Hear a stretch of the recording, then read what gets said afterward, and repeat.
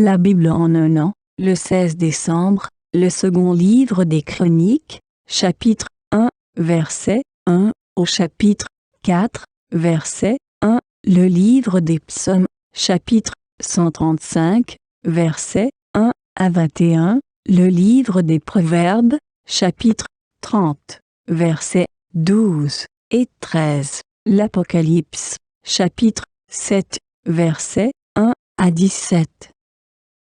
Le deuxième livre des Chroniques, chapitre 1. Salomon, fils de David, s'affermit dans sa royauté. L'Éternel son Dieu était avec lui, et il porta sa grandeur au plus haut point.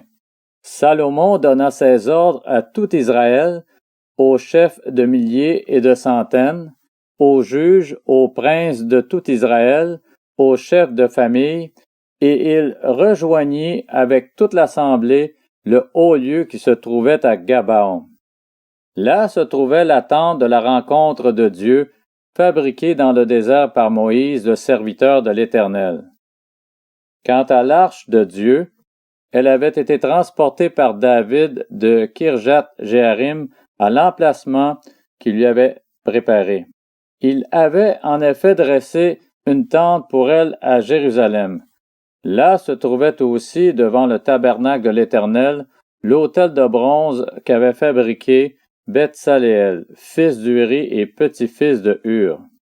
Salomon et l'assemblée recherchèrent l'Éternel, et ce fut là, sur l'autel de bronze qui se trouvait devant la tente de la rencontre, que Salomon offrit 1000 holocaustes à l'Éternel.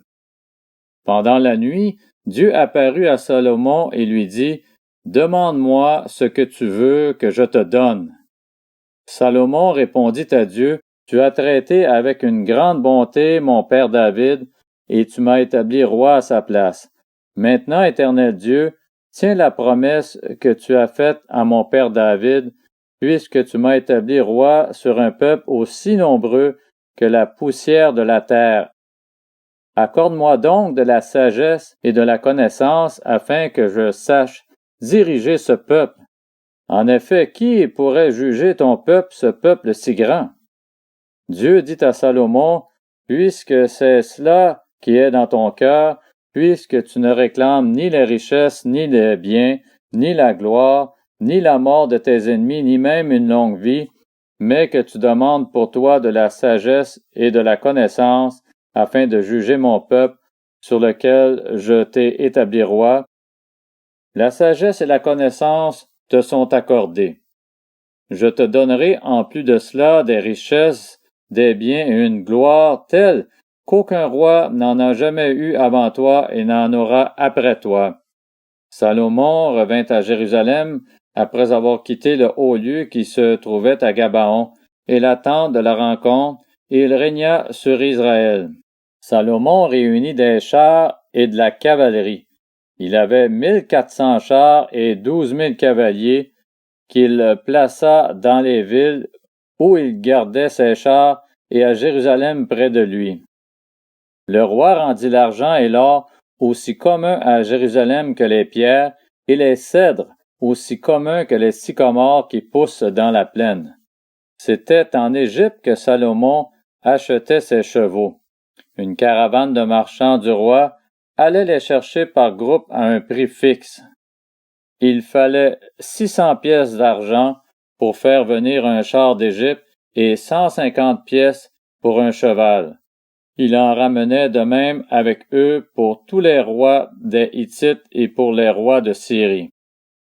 Salomon ordonna que l'on construise un temple pour l'Éternel et un palais pour lui-même.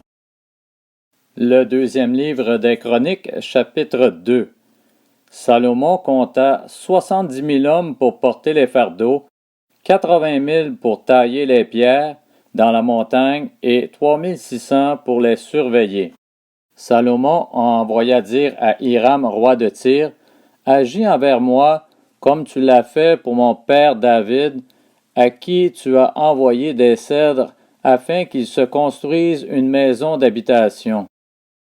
Je veux construire une maison en l'honneur de l'Éternel mon Dieu et la lui consacrer pour brûler devant lui le parfum odoriférant, pour présenter continuellement les pains consacrés et pour offrir les holocaustes du matin et du soir, ainsi que des sabbats, des débuts de mois et des fêtes de l'Éternel notre Dieu. C'est une règle perpétuelle pour Israël. Le temple que je veux construire doit être grand, car notre Dieu est plus grand que tous les dieux. Qui est en mesure de lui construire une maison, puisque ni le ciel, ni même les cieux des cieux ne peuvent le contenir? Et qui suis-je, moi, pour lui construire une maison? Elle servira tout au plus à faire brûler des parfums devant lui. Envoie-moi donc un homme habile pour travailler l'or, l'argent, le bronze et le fer, ainsi que les étoffes teintes en pourpre, en cramoisi et en bleu, et qui s'y connaissent aussi en sculpture. Il travaillera avec des artisans qui sont à ma disposition en Juda et à Jérusalem, et que mon père David a choisi. Envoie-moi aussi du Liban, du cèdre, du cyprès et du santal. Je sais en effet que tes serviteurs savent bien couper les arbres du Liban. Quant à mes serviteurs, ils seront avec les tiens pour me préparer du bois en abondance, car le temple que je vais construire sera grand et magnifique. Je donne à tes serviteurs qui couperont, qui abattront le bois, 4 400 000 litres de blé foulé et d'orge, ainsi que 440 000 litres de vin et d'huile.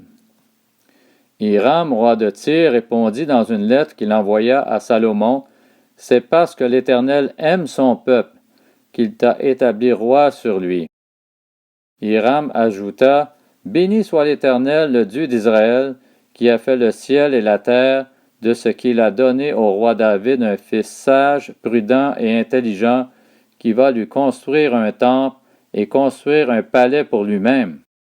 Je t'envoie donc un homme habile et intelligent, Huram-Abi. Il est le fils d'une femme issue de la tribu de Dan et d'un père tyrien. Il sait travailler l'or, l'argent, le bronze, le fer, la pierre et le bois, ainsi que les étoffes teintes en pourpre et en bleu, les étoffes de fin lin et de carmin. Il sait aussi réaliser toutes sortes de sculptures et élabore tous les projets qu'on lui soumet. Il travaillera avec tes artisans et avec ceux de mon seigneur David ton père. Maintenant que mon seigneur envoie à tes serviteurs le blé, l'orge, l'huile et le vin dont il a parlé. Quant à nous, nous couperons autant d'arbres du Liban que tu en auras besoin. Nous te les expédierons par mer, attachés en radeau, jusqu'à Jaffa, et c'est toi qui les feras monter à Jérusalem. » Salomon compta tous les hommes étrangers qui habitaient dans le pays d'Israël et dont son père David avait fait le dénombrement. On en trouva 153 600. Il en prit 70 000 pour porter les fardeaux, 80 000 pour tailler les pierres dans la montagne et 3 600 pour surveiller et faire travailler le peuple. Le deuxième livre des Chroniques, chapitre 3. Salomon commença à construire la maison de l'Éternel à Jérusalem, sur le mont Morija, où il était apparu à David son père. David y avait préparé un emplacement sur l'aire de battage d'Ornan le Jébusien. Il commença la construction le 2e jour du 2e mois de la 4e année de son règne. Voici sur quelle base Salomon construisit la maison de Dieu. Calculée en ancienne unité de mesure, sa longueur était de 30 mètres et sa largeur de 10. Le portique situé devant avait 10 mètres de long correspondant à la largeur du temple et 60 de haut. Salomon le couvrit intérieurement d'or pur. Il revêtit de cyprès la grande salle, la couvrit d'or pur et y fit sculpter des palmes et des chaînettes. Il couvrit cette salle de pierres précieuses en guise d'ornement. L'or utilisé était de l'or de Parvaïm. Il couvrit d'or le bâtiment, les poutres, les seuils, les parois et les battants des portes. Il fit sculpter des chérubins sur les parois. Il fit la salle du lieu très saint. Elle avait 10 mètres de long, correspondant à la largeur du temple, et 10 de large. Il utilisa 18 tonnes d'or pour la couvrir, et le poids des clous en or était de près de 600 grammes. Il couvrit aussi d'or les chambres à l'étage. Il fit dans la salle du lieu très saint 2 chérubins sculptés, et on les couvrit d'or.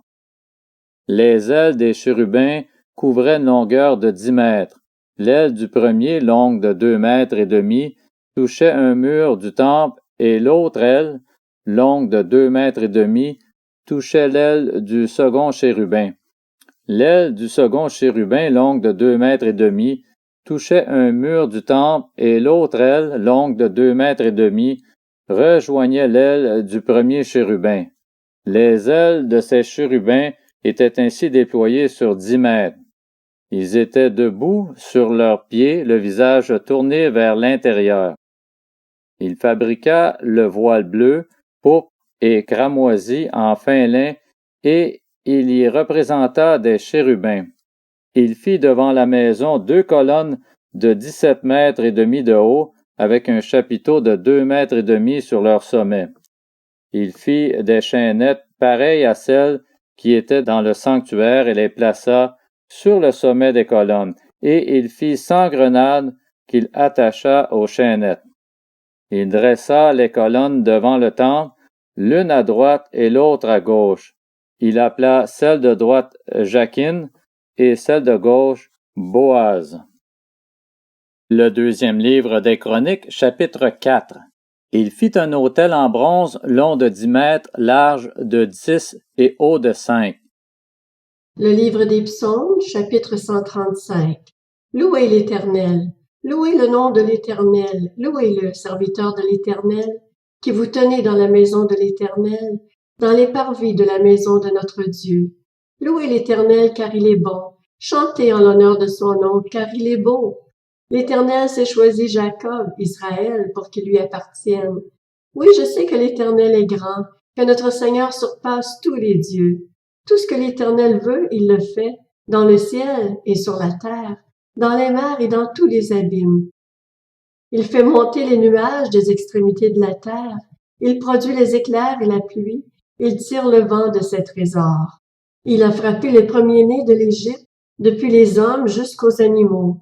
Il a réalisé des signes et des miracles au milieu de toi, Égypte, contre le Pharaon et contre tous ses serviteurs. Il a frappé des nations nombreuses et tué des rois puissants. Sion, le roi des Amoréens, Og, le roi du Basan, et tous les rois de Canaan. Puis il a donné leur pays en héritage à Israël, son peuple. Éternel, ton nom subsiste éternellement. Éternel, ton souvenir dure de génération en génération.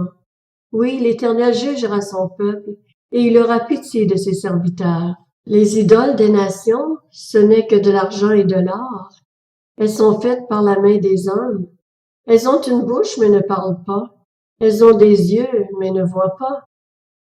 Elles ont des oreilles, mais n'entendent pas. Elles n'ont pas de souffle dans leur bouche. Ils leur ressemblent, ceux qui les fabriquent, tous ceux qui se confient en elles. Communauté d'Israël, bénissez l'Éternel. Famille d'Aaron, bénissez l'Éternel. Famille de Lévi, bénissez l'Éternel. Vous qui craignez l'Éternel, bénissez l'Éternel. De Sion, que l'on bénisse l'Éternel qui habite Jérusalem. Louez l'Éternel. Le livre des Proverbes, chapitre 30. Il existe une génération qui se croit pure et qui n'est pas lavée de sa souillure. Il existe une génération aux yeux hautains et aux paupières insolentes. Le livre de l'Apocalypse, chapitre 7. Après cela, je vis 4 anges debout aux 4 coins de la terre. Ils retenaient les 4 vents de la terre afin qu'ils ne soufflent pas de vent, ni sur la terre, ni sur la mer, ni sur aucun arbre. Et je vis un autre ange qui montait du côté du soleil levant et qui tenait le sceau du Dieu vivant. Il cria d'une voix forte aux 4 anges qui avaient reçu le pouvoir de faire du mal à la terre et à la mer. Ne faites pas de mal à la terre, ni à la mer, ni aux arbres, avant que nous ayons marqué d'une empreinte le front des serviteurs de notre Dieu. Puis j'entendis le nombre de ceux qui avaient été marqués de cette empreinte. Ils étaient 144 000 de toutes les tribus d'Israël. De la tribu de Juda, 12 000 marqués de cette empreinte. De la tribu de Ruben, 12 000. De la tribu de Gad, 12 000. De la tribu d'Asser, 12 000. De la tribu de Nephtali, 12 000. De la tribu de Manassé, 12 000. De la tribu de Siméon, 12 000. De la tribu de Lévi, 12 000. De la tribu d'Issachar, 12 000. De la tribu de Zabulon, 12 000. De la tribu de Joseph, 12 000. De la tribu de Benjamin, 12 000, tous marqués de cette empreinte. Après cela, je regardai et je vis une foule immense que personne ne pouvait compter. C'étaient des hommes de toute nation, de toute tribu, de tout peuple et de toute langue. Ils se tenaient debout devant le trône et devant l'agneau, habillés de robes blanches, des feuilles de palmier à la main, et ils criaient d'une voix forte: « Le salut est à notre Dieu qui est assis sur le trône et à l'agneau. » Tous les anges qui se tenaient autour du trône, des anciens et des 4 êtres vivants, se prosternèrent le visage contre terre devant le trône et ils adorèrent Dieu en disant: « Amen. La louange, la gloire, la sagesse, la reconnaissance, l'honneur, la puissance et la force sont à notre Dieu au siècle des siècles. Amen. » L'un des anciens prit la parole et me dit: « Ceux qui sont habillés d'une robe blanche, qui sont-ils et d'où sont-ils venus? » Je lui répondis: « Mon Seigneur, tu le sais. » Il me dit alors: « Ce sont ceux qui viennent de la grande tribulation. Ils ont lavé leur robe, ils l'ont blanchie dans le sang de l'agneau. C'est pourquoi ils se tiennent devant le trône de Dieu et le servent jour et nuit dans son temple. Celui qui est assis sur le trône les abritera sous sa tente. Ils n'auront plus faim, ils n'auront plus soif. Le soleil ne les frappera plus, ni aucune chaleur brûlante. En effet, l'agneau qui est au milieu du trône prendra soin d'eux et les conduira aux sources des eaux de la vie, et Dieu essuiera toute larme de leurs yeux.